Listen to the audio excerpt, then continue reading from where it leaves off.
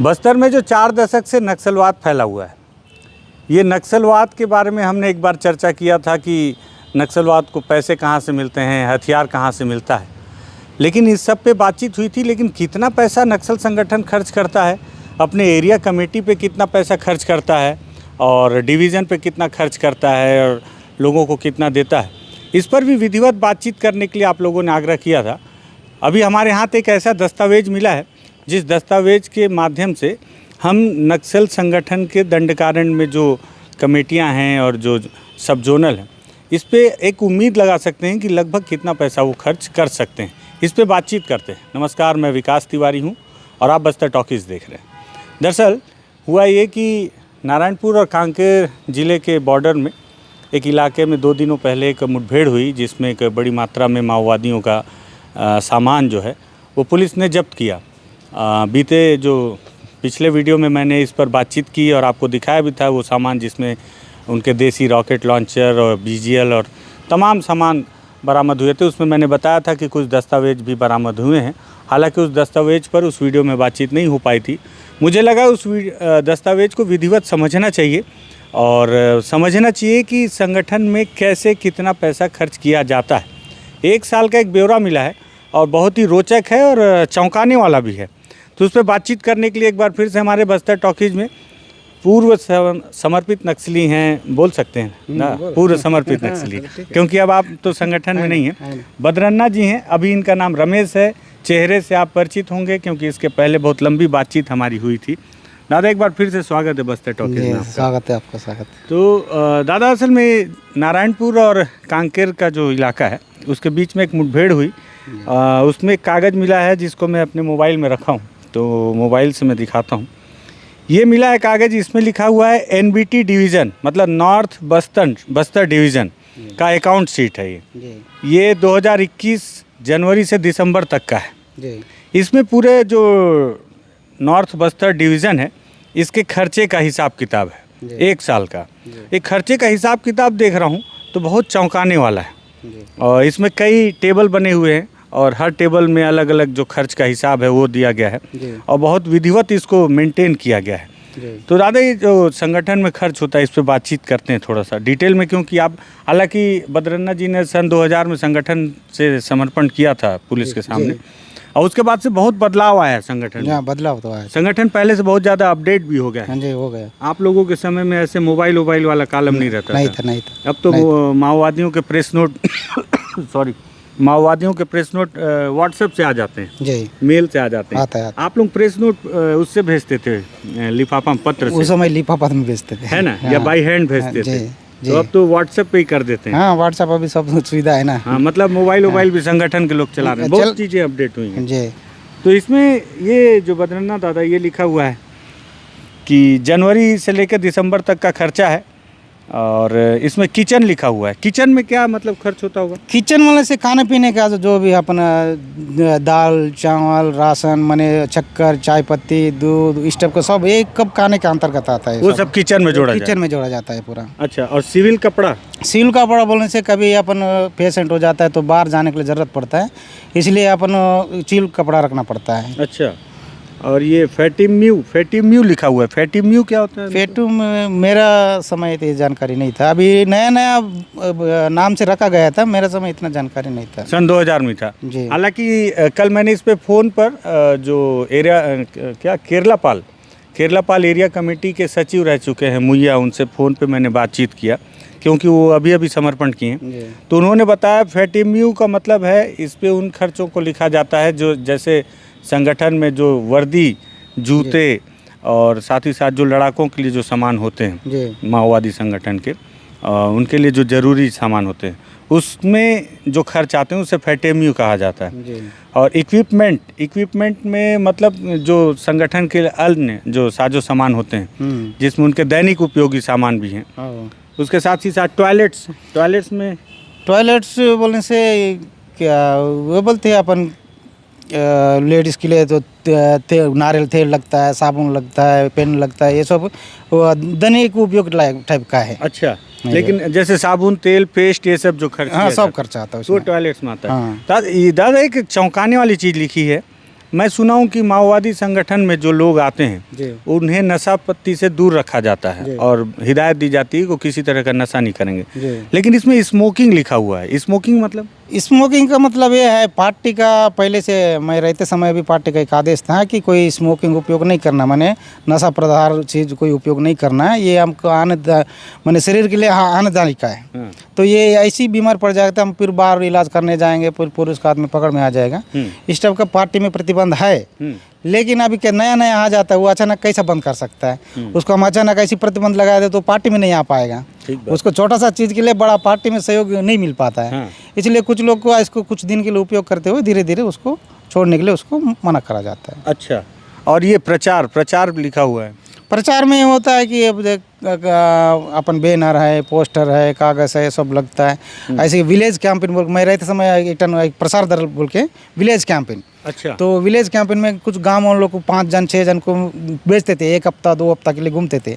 अब उन लोग के लिए कुछ खर्चा दिया जाता है। अच्छा, और साहित्य लिखा हुआ है? साहित्य माने वही किताब हो, पेपर हो, जो भी चीज़ है अपन पढ़ने का लायक चीज़, पढ़ने का जो चीज़ है साहित्य के अंतर्गत। दवाई पे बहुत खर्च हुआ है, मतलब मैं देख रहा हूँ। तो दवाई मतलब उनके ट्रीटमेंट में जो भी दवाइयाँ आती हैं? हाँ, दवाई का ज़्यादा खर्चा आता है, क्या के लिए अपन शहर से वहाँ अच्छा महंगा दवाई लेना पड़ता है।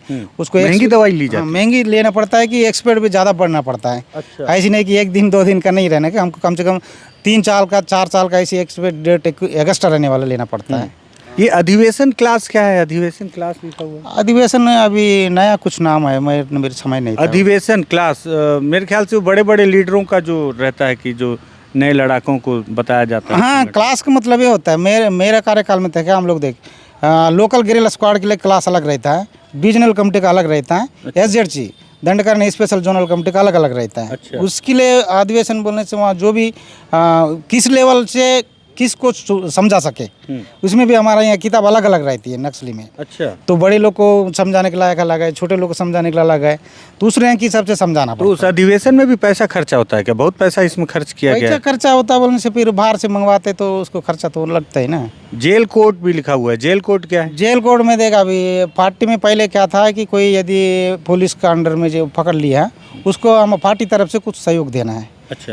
तो ये रहता है, इसीलिए दिया जाता है। व्यक्तिगत सहायता बोलने से तो कोई गरीब लड़का अपने पार्टी में घूम रहा है, उनका परिवार में कोई आर्थिक स्थिति ठीक नहीं है, तो उसको व्यक्तिगत सहायक रूप से देना पड़ता है। अच्छा, और डंप भी लिखा हुआ है? डंप बोलने से अपन सामान रखना था, बंदूक, बारूद, कारतूस, यदि अच्छा, जो स्टॉक करके हाँ रखते स्टॉक करना है तो उसको फिर हमको बड़ा बड़ा टिंटेक्स लेना पड़ता है, हाँ। ड्रम लेना पड़ता है, उसके लिए अलग से सामान लगना पड़ता है।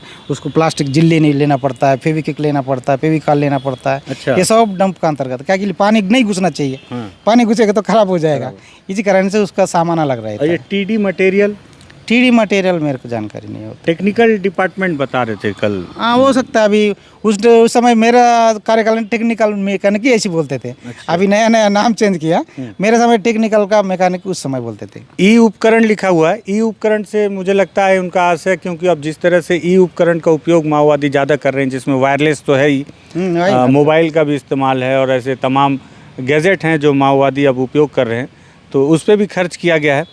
A&A लिखा हुआ है। A&A को हमने डिकोड करने की बहुत कोशिश की, फिर मैंने उस पर जो हाल ही में सरेंडर किए हैं उन माओवादियों से पूछा, तो उन्होंने बताया A&A का मतलब है कि जो विस्फोटक सामग्रियां हैं, जिसमें बारूद है, आईडी बम बनाने की जो सामग्रियां हैं, ऐसे कई जो सामग्रियां हैं, या भरमार बंदूक बनाने की, या हैंडमेड जो बम बनाए जाते हैं, उस पर जो खर्च किया जाता है वो A&A है।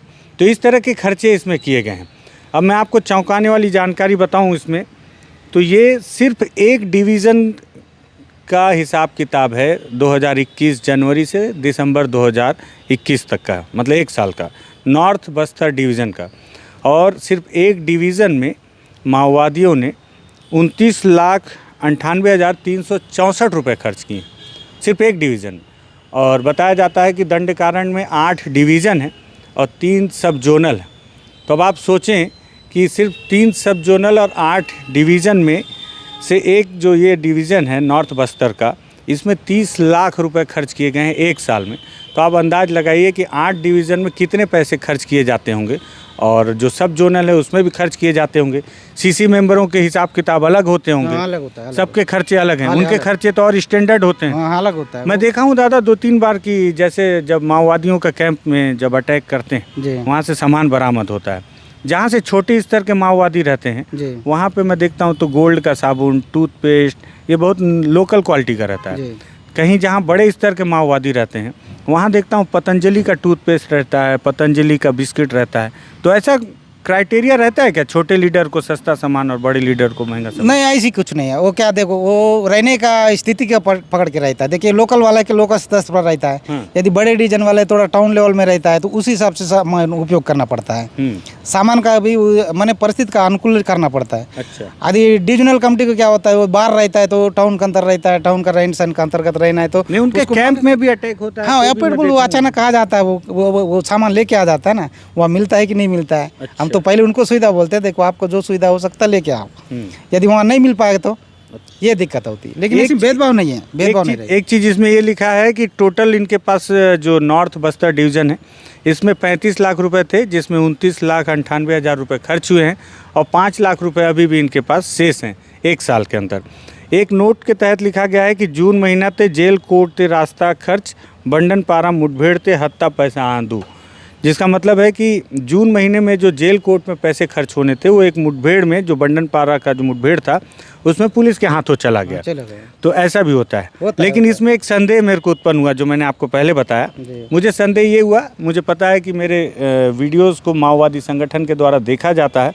अगर माओवादी संगठन इस वीडियो को देख रहे हैं तो वो भी मुझे जवाब अगर देना चाहें तो दें कि इसमें मुझे थोड़ा संदेह ये है कि जेल कोर्ट के नाम पे 6,000, 1,500, 8,600, 500 ऐसे खर्च आए हैं। लेकिन जिस महीने का नोट दिया गया है कि पुलिस के हाथ ये पैसा लग गया उसमें 23,900 रुपये खर्च दिखाया गया है। तो कहीं ऐसा तो नहीं है कि संगठन में भी पैसे में बंदर बाट होता है? नहीं भाई, पार्टी में ऐसी बंदरबाट नहीं होता है। मेरा जानकारी के अनुसार ऐसी बंदरबाट रहते तो क्योंकि जिस महीने का पैसा पुलिस के हाथ लग गया बता रहे हैं उसमें अमाउंट बड़ा है, बाकी में छोटे छोटे अमाउंट नहीं, उसमें क्या है, तो कभी कभी एम्बुश में ऐसी जाता है पैसा है। इससे ज़्यादा भी मेरे कार्यकाल में भी हुआ था ऐसे। आपके कार्यकाल में क्या हुआ? मेरा कार्यकाल में एक बार मद्देड़ थाना से सोमनपल्ली के पास एक एम्बुश हुआ था। वो एम्बुश में हमारा 2 लाख रुपया हमारा ऐसे चले गया था। 2 लाख रुपये? हाँ, 2 लाख कब रुपये का बात हो गई था? ये तो मेरे पर्टिकुलर याद नहीं है। सोमनपल्ली गांव है, मद्देड़ थाना है। हाँ। वो एक तो आप लोग एम्बुश लगाए तो पैसा लेके गए थे? एम्बुश लगाए हम लोग गए थे, महाराष्ट्र गया था। महाराष्ट्र जब आते समय हमको एक आदेश मिला था, कहीं ऐसी यदि मिल जाए तो आप लोग एक्शन कर सकते हो। अच्छा, तो हमको पता चला चलो यहाँ एक्शन करेंगे, लेकिन हम रखा पैसा दूसरा जगह, एम्बुश किया दूसरे, लेकिन वो बीच में ना पैसा जगह रखे जगह जाते बीच में पुलिस घुस गया, तो हम उस तरफ नहीं जा पाया था पैसा तरफ से। अच्छा। ऐसे होकर छूट गया पैसा। तो पैसा फिर पुलिस के हाथ लग गया? पुलिस का हाथ में आधा मिला, आधा गांव वालों को मिला था। गांव वालों रिटर्न भी किया कुछ पैसा। अच्छा, रिटर्न किए थे? हाँ, कुछ लोग किए, कुछ लोग नहीं किए थे। ये है, ऐसे होता है। तो ये माओवादियों का एक दस्तावेज है, एक पन्ने का ये दस्तावेज मैं आपको तस्वीरों में भी जो दिखा रहा हूँ। इसमें सबसे खास बात ये है कि केवल एक नॉर्थ बस्तर डिवीज़न में ही 30 लाख रुपए साल में माओवादी संगठन खर्च करता है।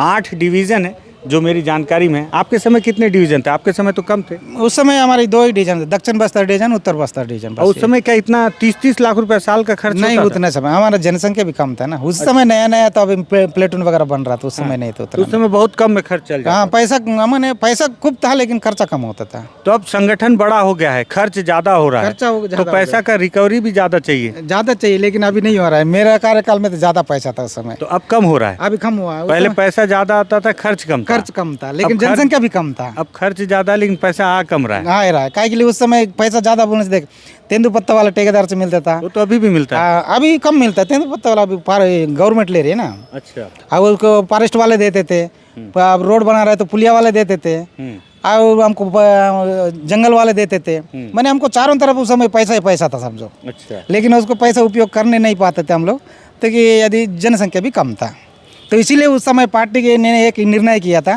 पैसा आ रहा है बोल के मनमर्जी खर्चा करेंगे तो हमको लेकर जो का पता नहीं चलेगा।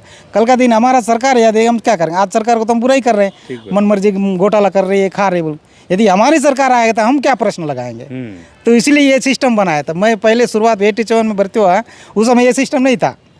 बिल्कुल नहीं था। हिसाब किताब हिसाब किताब कुछ नहीं, जितना दवाई मंगाओ, जितना उपयोग करना है तो कर ले, जितना फेंकना है तो फेंक ले, किसको मैंने दूसरा पार्टी को देना है तो दे ले, इस टाइप का था। लास्ट में सिस्टम बनाया, ऐसे नहीं करना, लेने देने में भी कहीं पुलिस हमला हो जाएगा, दवाई पालतू जाएगा, अब वो खर्चा फेंक देंगे, वेस्ट जाएगा, इसलिए सिस्टम बनाया था। आपका एरिया में आप इतना व्यवस्था करना है, दवाई कितना ज़रूरत है आपको, कपड़ा कितना ज़रूरत है, आप अपने बलबूते पर खड़े होकर पार्टी को हिसाब किताब बताना है। ठीक है, ये चला।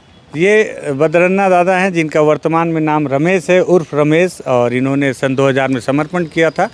LGS कमांडर थे, लोकल गुरिल्ला स्क्वाड के कमांडर थे, और बहुत लंबा समय इन्होंने संगठन बिताया था। पुरानी जानकारी है, तथ्यात्मक जानकारी इनके पास में, लेकिन ये जो दस्तावेज में हमारे हाथ लगे हैं ये भी बहुत तथ्यात्मक है। इस हिसाब से अब आप सोचिए कि एक साल में केवल डिवीज़न जो है, जैसे उत्तर बस्तर, नॉर्थ बस्तर डिवीज़न में अगर 30 लाख खर्च हो रहे हैं और 8 डिवीज़न दंडकारण में हैं, तो उस लिहाज से लगभग 2.5 करोड़ रुपए केवल इन डिवीज़नों को संचालित करने में खर्च किए जाते हैं। अब आप सोचिए कि बस्तर और दंडकारण में जो माओवाद संगठन चल रहा है, इसे चलाने में कितनी बड़ी संख्या में पैसे, कितनी बड़ी मात्रा में पैसे खर्च किए जाते हैं। ये माओवादी संगठन का हिसाब किताब है जो हमारे हाथ लगा, तो मुझे लगा अपने दर्शकों को इसे थोड़ा सा विधिवत तौर पर बताना चाहिए। अगर आपको लगे माओवादी संगठन से जुड़ी ये जानकारी काफ़ी अहम और महत्वपूर्ण है, रोचक भी है, तो आप इस वीडियो को ज़रूर लाइक करें, शेयर ज़रूर करें और बस्तर टॉकीज़ को सब्सक्राइब करें। धन्यवाद।